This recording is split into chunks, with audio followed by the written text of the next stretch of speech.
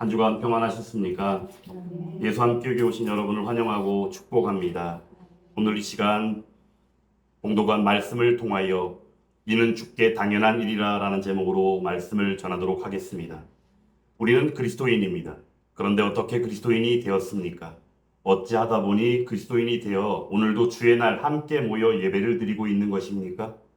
오늘 본문을 통하여 보게 되겠지만 이 세상에 존재하는 수많은 신들 가운데 하나고 수많은 종교 가운데에서 내가 하나님을 또는 예수님을 선택하고 믿게 되어 이 자리에 있게 된 것입니까? 우리는 이러한 질문에 분명하게 답을 할 수 있어야 함은 물론 성경을 통하여 주신 바 된 그 은혜를 신앙으로 믿음으로 고백할 수 있어야 합니다.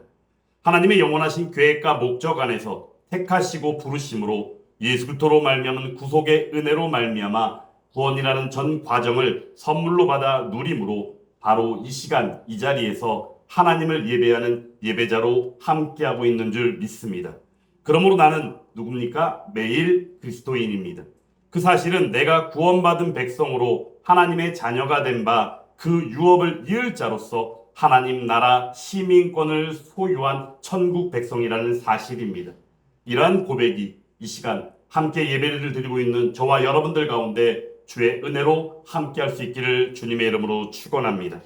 오늘 본문 말씀은 이스라엘 집이여로 시작합니다. 여러분, 집하면 먼저 떠오르는 생각이 무엇입니까? 일반적으로 우리는 집을 떠올리면 먼저 보금자리로 인식을 합니다.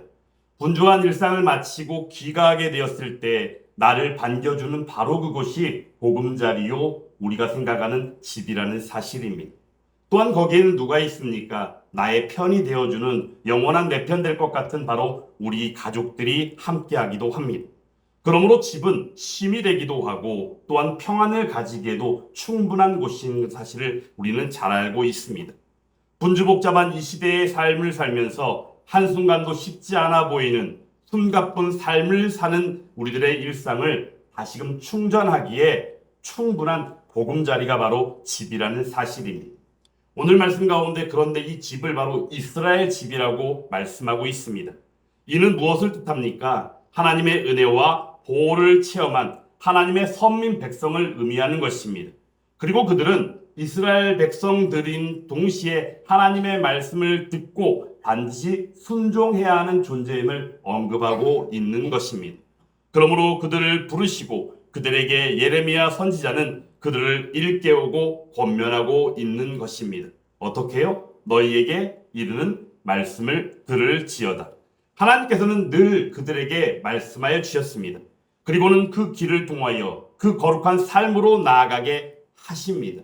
왜냐하면 내가 거룩하니 너희도 거룩할지어다. 할렐루야. 그러한 은혜와 능력으로 함께 하실 것을 약속하셨고 그 삶을 반듯하게 살아가게 하시는 하나님의 은혜가 베풀어진 것입니다. 그런데 오늘 본문이 위치한 10장을 포함해서 7장부터 시작되어지는 말씀을 통해서 하나님께서는 이스라엘 백성이요 또한 선민 백성이라고 이야기할 수 있는 예루살렘 성 가운데 거하는 유다 백성들을 통한 그들의 모습 가운데 드러나 있는 총체적으로 오염된 신앙에 대하여 질타하고 계시는 것을 우리는 보게 됩니다. 예레미야서 7장 24절 말씀에는 이런 말씀이 있습니다.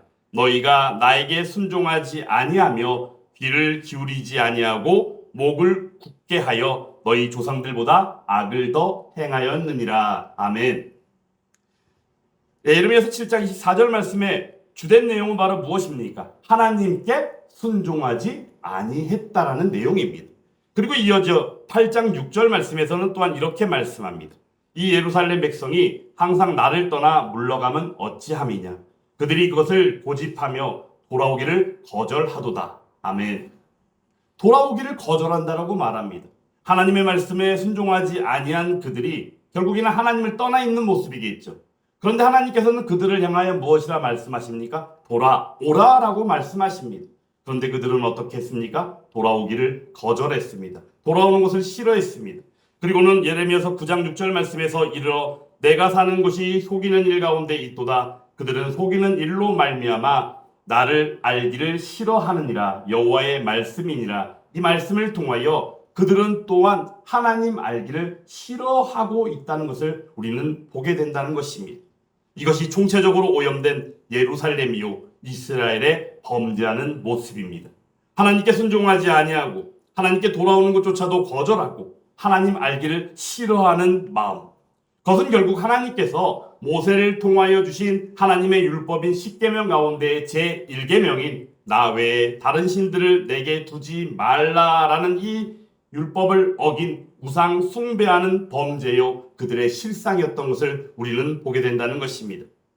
오늘 읽은 본문에서는 그러므로 그 우상이 무엇으로 만들었고 어떻게 만들었고 또한 누가 만들었고 또한 그 우상들의 특징은 어떠한지에 대하여 말씀하고 있습니다. 먼저 우상에 대한 다른 표현을 보겠습니다. 우상에 대한 다른 표현 가운데 2절에는 여러 나라의 길이라는 표현이 나옵니다. 3절에는 여러 나라의 풍습이라는 표현이 나옵니다. 이것들은 모두가 다 우상 숭배한 이방의 모습들에 대하여 설명하고 있는 것입니다. 여러 나라의 길을 통하여 보여지는 우상 숭배는 하나님의 천지 창조의 피조 세계에 나타나는 하늘의 징조에 대한 것입니다. 그런데 그것이 그들에게는 두려움으로 다가왔다고 합니다. 우리도 갑자기 일상 가운데 일기가 변화가 일어나면서 번개가 친다거나 천둥이 친다거나 그러면 들으면서 어떻게 합니까? 순간 놀라면서 두려운 마음이 찾아오지요. 실로 이러한 마음들, 때로는 심한 먹구름이 갑자기 막 몰려오면 어떻습니까? 우리의 마음이 무거워지기도 하고 때로는 빨리 귀가해서 보금자리인 집으로 돌아가야 되겠다는 생각을 하기도 합니다.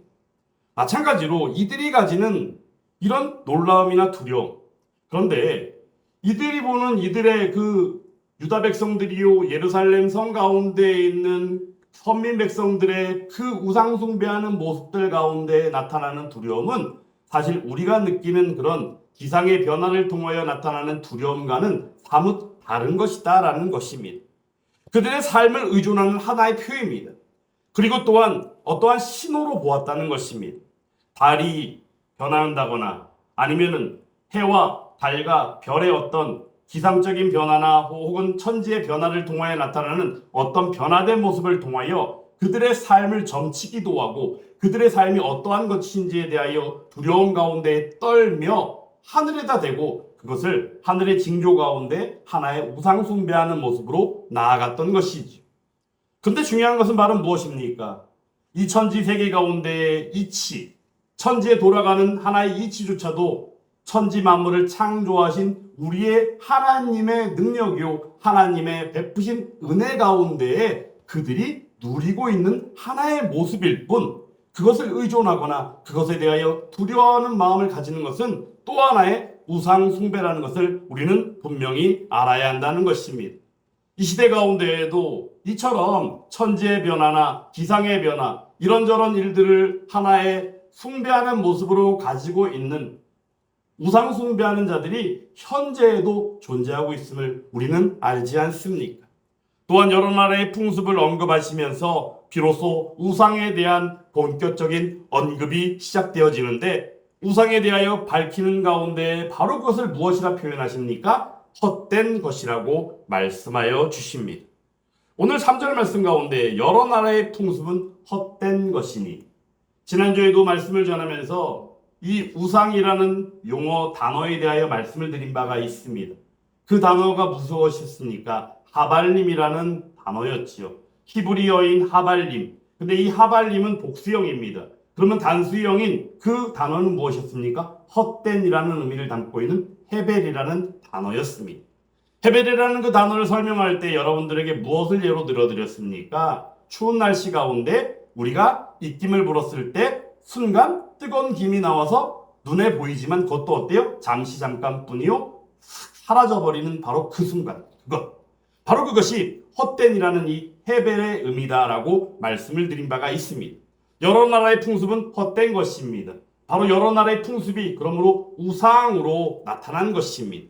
그런데 그 헛된 것을 무엇으로 만든다고 말합니까? 삼림에서 벤 나무로 만든다고 말씀하고 있습니다. 그리고 그것을 무엇으로 꾸밉니까? 은과 금으로 꾸민다라고 말합니다. 그리고 누가 만듭니까? 기슬공이라고 불리는 사람이 만듭니다. 오늘 말씀에서는 기술공이 만들었다고 말하는데 결국에는 우상이 무엇이다? 사람이 만든 것이다 라는 결과가 나오는 것이에요. 근데 우리는 그 사람이 만든 그 우상을 따르고 숭배하고 의존하고 모든 것을 전적으로 내어 맡기는 모습으로 나아가는 어리석음이 있다라는 사실입니다. 왜 그렇습니까? 무엇인가 그들 나름의 유익을 위해서 혹은 하나님의 말씀을 듣지 아니하고 순종하지 아니하고 그리고 하나님을 거절하고 하나님 알기를 싫어하는 그들 가운데에는 마땅히 무엇인가 다른 것이 필요했기 때문이다라는 사실입니다. 그런데 그것이 무엇이에요? 인간 스스로가 만들어낸 우상이었다라는 것입니다. 그 우상들의 모습은 어떠합니까? 은과 금으로 꾸몄다라고 하니까 분명히 보기에는 탐스럽고 아름답고 화려하고 뭔가 대단하게 보였을 것은 분명합니다. 하지만 그것들의 상태는 어떠합니까? 못과 장도리로 든든하게 세워주지 않으면 스스로 서 있지도 못하는 무능력한 모습이었다는 것을 오늘 말씀을 통하여 보여주십니다. 그러므로 그들은 오늘 말씀 속에서 5절에서 무엇이라 말합니까? 둥근 기둥 같다라고 말합니다. 둥근 기둥 같아서 둥근 기둥 같음으로 말미암아 말도 못하고 걸어다니지도 못하고 사람이 꼭 메어야지만이 든든히 서 있는 모습 혹은 움직여질 수 있는 우상의 모습. 여기서 볼 때 바로 이 둥근 기둥을 떠올리면 우리는 허수아비를 떠올리면 가장 간단하게 표현이 되는 것입니다. 허수아비는 어떠합니까? 우리가 논이나 밭이나 무엇인가 열매를 맺게 해서 농사를 지었을 때 농사를 짓는 가운데에 손이 올라오고 막 그러는 순간인데 비둘기나 까치나 산짐승이 들어와가지고 그 농작물을 훼손하면 어떻게 해요? 안 되잖아요. 그래서 울타리를 쳐주기도 하고 새들이 와서 훼손하지 못하도록 어떻게 해요? 허수아비를 세워두기도 하죠. 바로 여기서 말하는 둥근 기둥의 의미를 허수아비라고 생각하면 됩니다. 여러분 혹시 아십니까? 논인도 밭에 허수아비를 세워놓으면 새들이 옛날에는 어땠어요? 허수아비가 있어서 바람이 불면 허수아비고 조금의 미동이 보이면 그게 사람이 있는 줄 알고 왔다가도 그냥 날아가 버리죠. 근데 새들도 지능이 좀 있나 봐요. 그것도 학습이 되면 어때요? 아, 저기 서 있는 건 허수아비야. 그들도 알아서 오히려 허수아비 위에 앉아가지고 시간을 보내다가 가고 그런 새들을 종종 보게 된다는 것입니다.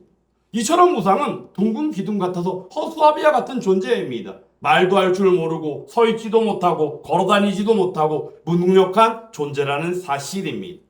그러므로 이러한 우상에 빠져 있는 그들의 모습, 결국에 그들을 향한 하나님의 권면은 무엇입니까? 그들을 향하여 말씀하시는 권면은 그들을 통하여 두려워하지 말라고 말씀하여 주십니다. 우상은 미신과 같은 것입니다.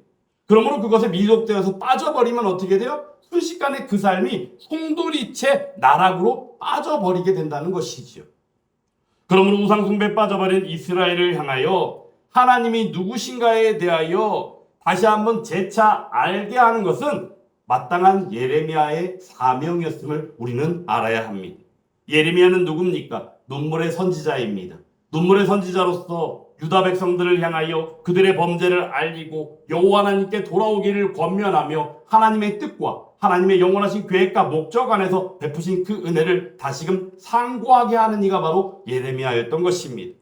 그러므로 예레미야를 통하여 오늘 주신 말씀 속에서 바로 예레미야가 그들을 향하여 하나님은 누구신가에 대하여 말씀하며 그 말씀의 내용은 6절에 여호와여 주와 같으니 없나이다. 주는 크시니 주의 이름이 그 권능으로 말미암아 크시니이다라고 말씀하고 있는 것입니다.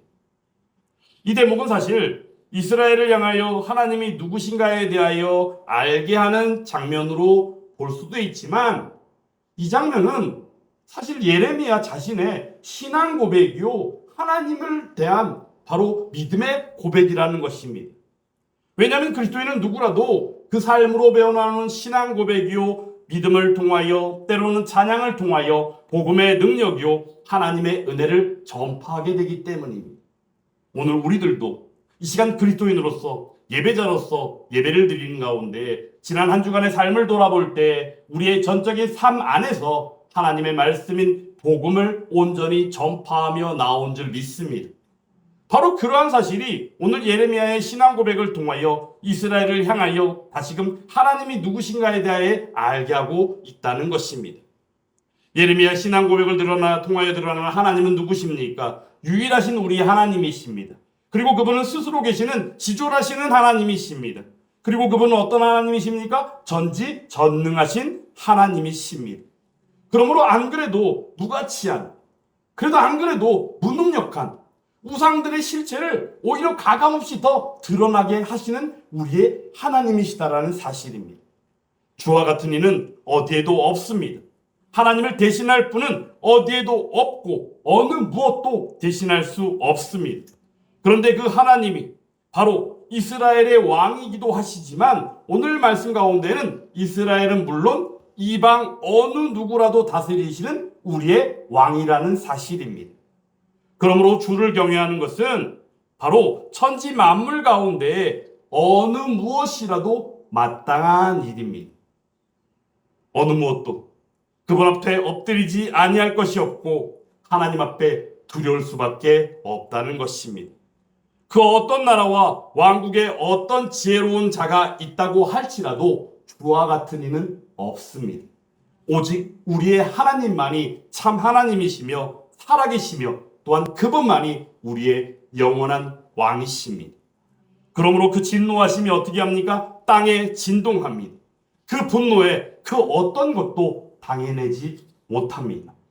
그러므로 인간 스스로 생각하고 고안해낸 우상들이 그 어떤 것이라 할지라도 결국은 무엇입니까? 망하게 되어집니다. 그 우상이 당하는 최종적인 심판에 있어서 그것에 빠져 허덕이는 어느 누구라도 마땅히 동일한 멸망을 당하게 된다는 사실입니다. 그러므로 오늘 말씀을 통하여 우리는 다시 한번 하나님의 존재에 대하여 분명하게 인식하되 주를 경외하는 것만이 우리의 살 길이요 어느 누구든 간에 공이 보게 되어짐은 이 주께 당연한 일이라는 사실입니다. 사랑하는 여러분, 하나님을 믿으십니까? 그 하나님이 하나님의 영원하신 계획과 목적 가운데 몸을 입고 오신 우리의 하나님 되시는 예수님을 믿으십니까? 그리고 그 예수부터 십자가 구속으로 말미암아 구원받음으로 또한 구원받은 백성의 삶으로서 성화의 삶을 살아가는 가운데에 천국 시민권을 가지고 하나님 나라 백성된 그 삶을 살아가고 있는 그가 바로 저와 여러분들인 줄 믿으십니까? 바로 그러한 믿음 안에서 이 시대에 나타나는 수많은 우상 숭배와 또한 미혹되는 일들이 분별되어지고 하나님이 원하시고 기대하시는 그 삶으로 더욱더 정진하며 살아가는 저와 여러분들이 될 수 있기를 간절히 주의 이름으로 축원합니다. 혹시 우리의 삶을 지배하거나 간섭하고 있는 것들 혹시 여러분들 주변에 있습니까? 한번 우리의 삶의 현재의 모습에 한번 적용하며 보겠습니다. 하나님을 대신할 만한 것으로 혹시 여겨지는 것들이 여러분들의 삶 가운데 있지는 않습니까? 이 시대에 우리는 그러한 것들을 많이 듣고 보기도 하고 때로는 우리의 삶 가운데 밀접하게 연결되어져 있기도 합니다. 그것들이 나타나는 모습은 이러합니다. 긍정주의로 나타나기도 하고 영웅주의로 나타나기도 하고 황금 만능주의로 나타나기도 하고 또한 철저하게 결과에만 집착하고 그 과정이나 동기는 무시해버리는 무지한 모습들로 나타나기도 합니다. 그리고 신비주의와 같은 것들에 심취해서 하나님을 저버리고 오히려 그러한 것들을 대신하는 거짓 선지자들을 추앙하는 모습들로 나타나기도 합니다. 우리 주변에 수많은 이단들이 있습니다. 그리고 또한 수많은 사이비들이 있습니다. 그들은 어떻게 합니까? 수많은 영혼들을 미혹해야 합니다. 그리고 필패함으로 몰아갑니다. 때로는 가정을 깨트리기도 합니다. 때로는 사회를 깨트리기도 합니다. 그리고 심지어 있는 교회조차도 무너뜨리는 모습들이 이 시대의 한 모습이기도 합니다. 여러분, 우리가 이 시대 가운데 가장 대표되는 사이비가 있다면 무엇을 여러분들 떠올리십니까? 저는 안상홍 증인회나 신천지를 제일 먼저 떠올립니다. 안상홍 증인회, 현재 그들의 이름은 하나님의 교회 세계복음선교협회입니다. 이름은 아주 그럴싸하죠. 근데 그들의 모습 가운데 그들이 이야기하는 바 그 교리적인 측면 가운데 시작됨에 그 내용은 아주 철저하게 그럴싸하게 여겨지는 내용이 있습니다.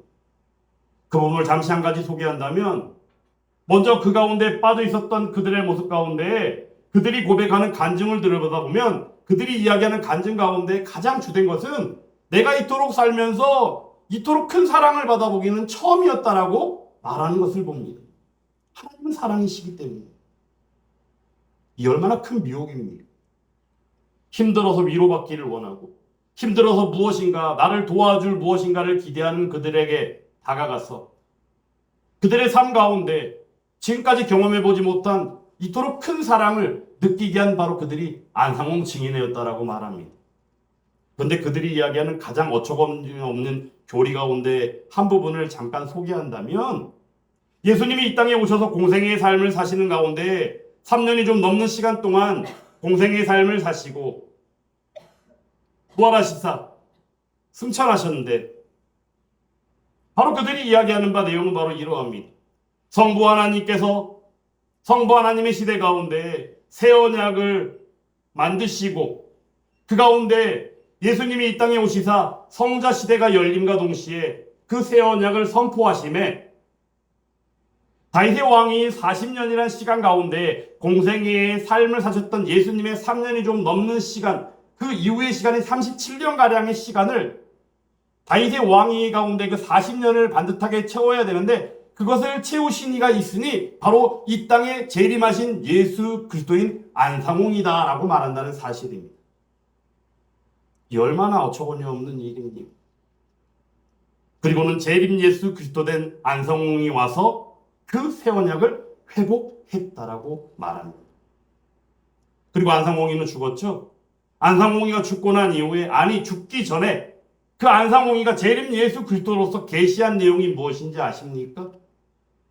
천국잔치를 베푸는 가운데 그 혼인잔치를 비유를 들어서 하는 이야기가, 청함을 받은 자들, 사실 혼인잔치를 천국잔치에 비유하며 하나님의 말씀에 대한 올바른 이해로 볼 때 바로 청함을 받은 자들 가운데 택함을 입은 자들을 향하여 그들에 대한 바른 이해는 바로 성도요 구원받은 백성의 일치인데, 그들이 주장하는 내용은 바로 무엇인 줄 아십니까?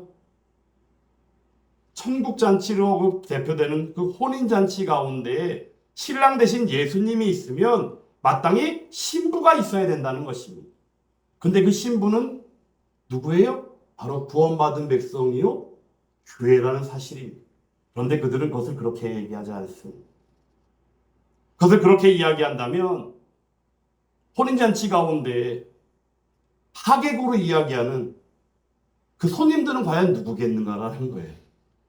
그래서 그들이 하는 이야기의 핵심은 무엇인지 아십니까? 그래서 따로 예수님의 신부가 있다라고 얘기해요. 그래서 예수님의 그 신부가 누구다?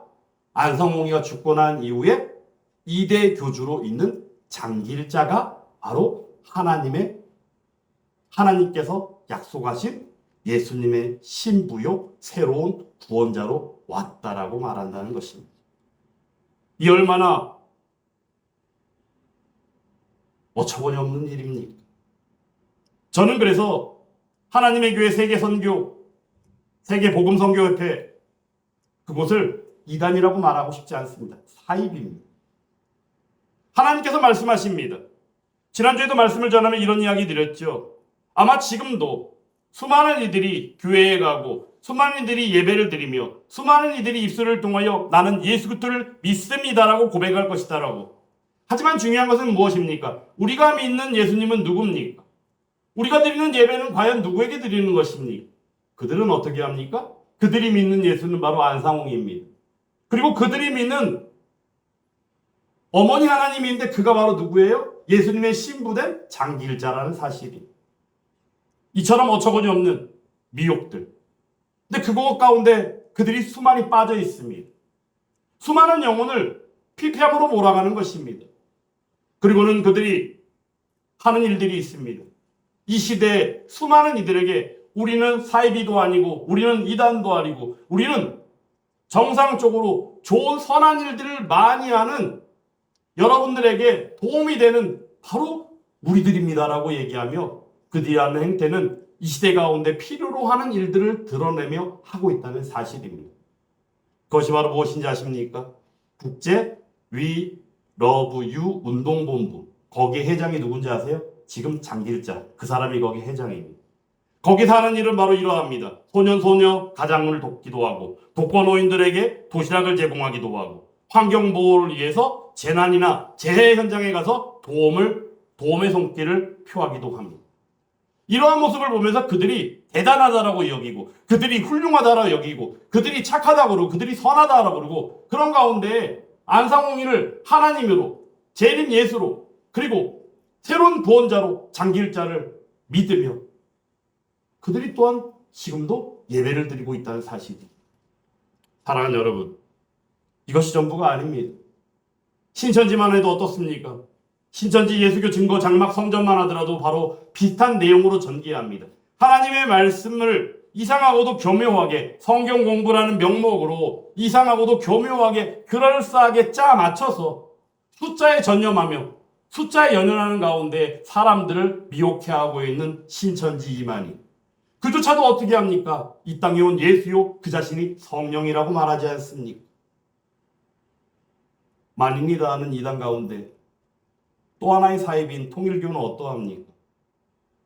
얼마 전에 보니까 통일교도 문선명이 죽고 나서 한학자가 지금 현재 거기에 교주가 되었잖아요.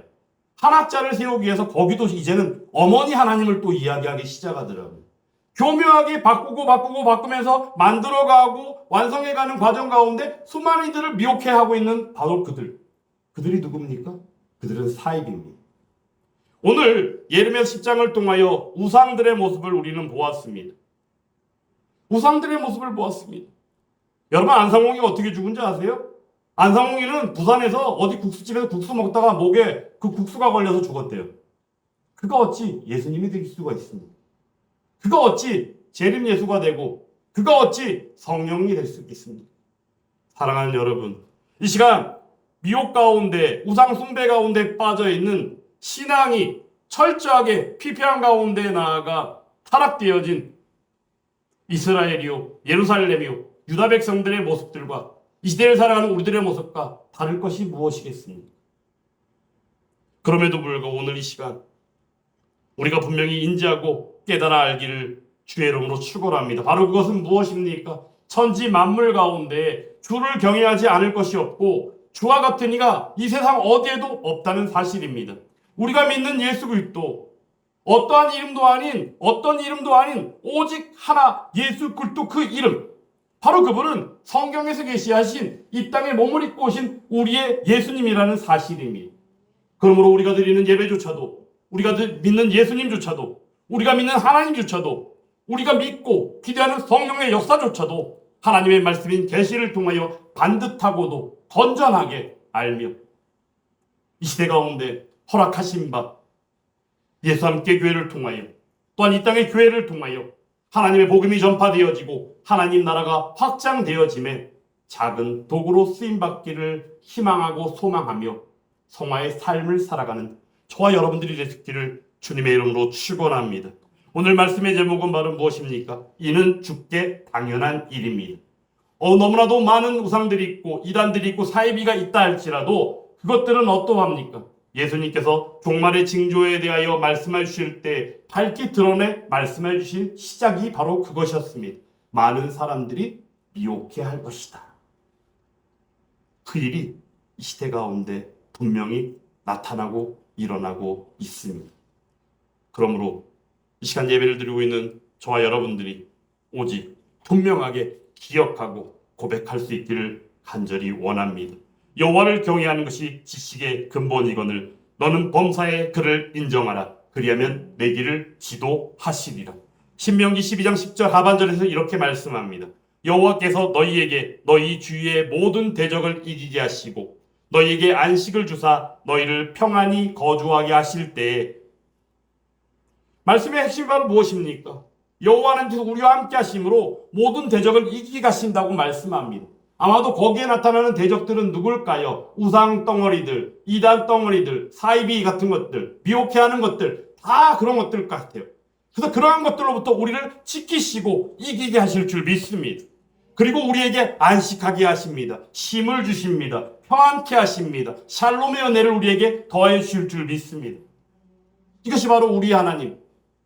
그러므로 만유의 주가 되시며 천지 창조의 세계 가운데 천지 만물을 다 지으신 바 어떠한 천지 세계 가운데 피조물이라 할지라도 주를 경외하지 않을 것이 없으며 또한 이것 자체가 바로 주 하나님께는 당연한 일임을 우리가 분명히 인지하고 알 때 아무리 시대가 혼탁하고 때로는 죄에 대한 각성은커녕 죄의 의식조차도 없어져 버린 이 시대 가운데 우리를 반듯하고도 하나님이 기뻐하시는 예배자, 그 가운데 하나님 나라 백성으로서의 삶을 마땅히 살게 하실 줄 믿습니다. 그 삶을 살아가는 이가 바로 저와 여러분들이 될 수 있기를 주님의 이름으로 축원합니다. 오늘도 주님께서는 우리에게 말씀해 주십니다. 그러한 일들을 분명히 반듯하게 알게 하십니다. 그러므로 건전한 신학 안에서 건전하고 바른 신앙이 나오는 것입니다. 신학이 무엇이냐? 어리석은 이들이 하는 것이 얘기입니다. 왜냐하면 수많은 시간 동안에 기독교 교회 역사요, 교회의 역사 가운데 여러 가지 논쟁들을 통하여 여러분들에게 말씀드렸잖아요. 칼빈주의 교리? 네, 저는 칼빈주의 교리를 옹호합니다. 하지만 중요한 것은 칼빈을 모든 것을 그 삶을 다 따르지는 않습니다. 저는 단지 칼빈주의 교리요, 칼빈의 신학을 따르는 것은 그것이 가장 반듯하고 바르며 건전하며 하나님 중심의 신학이기 때문이라고 말씀드린 바가 있습니다. 이 시간도 우리가 분명히 기억해야 할 것은 바로 무엇입니까? 이 시대가 제 아무리 요구한다 할지라도 이 시대 가운데 제 아무리 우리가 바라는 일들이 있다 할지라도 그것이 하나님을 저버리게 하고 하나님을 등지게 하고 또한 하나님을 믿는 믿음과 그 은혜를 망각하게 한다면 그것들은 철저하게 외면받아 마땅하다는 사실입니다. 그러한 사실을 기억하며